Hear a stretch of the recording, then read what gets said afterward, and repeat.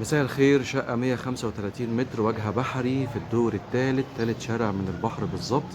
شارع عمومي.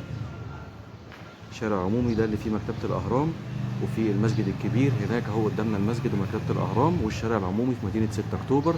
الشقة إجمالي مساحتها 135 متر، غرفتين نوم، بلكونة كبيرة. باب البلكونة هنا ألوميتال، إزاز وسلك. الشقة مجددة بالكامل، مسجلة في الجمعية وفيها عداد كهرباء. ده كده ريسبشن. ريسبشن مربع، مساحته حلوة كبيرة.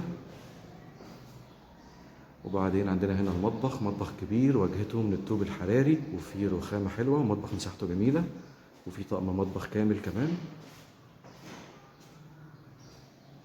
وبعدين ممر توزيع، فيه غرفتين النوم وفيه الحمام. هنروح كده نشوف أول غرفة نوم. دي غرفة النوم الأولى، شباكين. وهنا غرفة النوم التانية.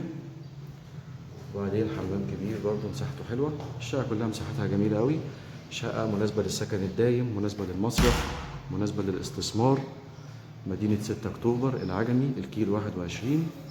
مسجلة في الجمعية وفيها عداد كهرباء. في الدور الثالث، واجهة بحري على شارع عمومي. زي ما احنا شايفين اهو، شارع عمومي واجهة بحري في الدور الثالث، مدينة 6 أكتوبر. قدامنا هناك اهو جنينة الأهرام والمسجد الكبير.